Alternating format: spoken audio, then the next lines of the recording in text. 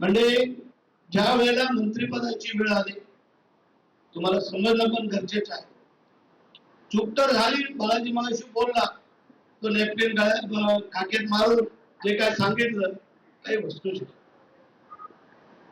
साहेबांनी आम्हाला विचारलं असेल काय करायचं. एक जण बोलला मी 12 वाजता राजीनामा देतो, त्याला समजवला, बोललो तुम्ही मंत्रिमंडळाची शपथ घेतली का? मी 12 वाजता राजीनामा देतो. म्हणून साहेबांनी कदाचित त्याला आता शेडकोचं चेअरमन पद केलं. लक्षात ठेवा.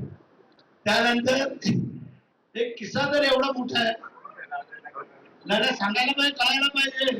बोले की आता काय करू शेठ, तर मला मंत्रिपद नाही भेटलं तर माझी बायको आत्महत्या. आमच्या बायकोची काय. आपण मगाशी भाषणामध्ये उल्लेख केला की तुम्हाला मंत्रिपद मिळालं तर कोणीतरी राजीनामा देईल अशी धमकी दिली होती. काय प्रकार आता अशा काही गोष्टी सगळ्याच उघड करायच्या नसतात. खाजगीमध्ये भेटल्यानंतर मग तुम्हाला सांगतो, कारण आम्ही कधी खोटं पण बोलत नाही, पण वस्तुस्थिती. आणि आता तुम्हाला ते सांगून तुम्ही लगेच तिथं TV चॅनलला तेवढंच दाखवणार, आम्ही एवढं काय बोललो त्याचं काय दाखवणार नाही. थोडक्यात स्पर्धा होती का मंत्रिपदासाठी? नाही, ते काय सगळी होती ना, स्पर्धा होती.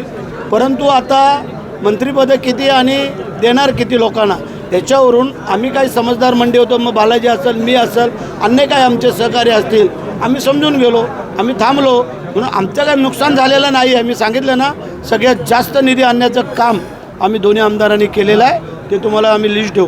बालाजी किणीकरांना ज्यावेळेस मंत्रिपद देण्याचा विषय आला त्यावेळेस कोणत्या तरी आमदाराच्या पत्नीनं आत्महत्या करण्याची धमकी दिली असं नाही. बालाजीचं नाही, माझं मी सांगितलं. बालाजीचा नाही विषय.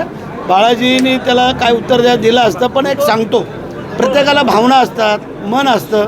त्यांनी मोकळं केलं, आम्ही ते स्वीकारलं आणि आम्ही थांबलो.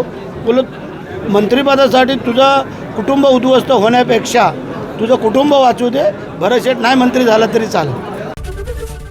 ABP माझा, उघडा डोळे बघा नीट.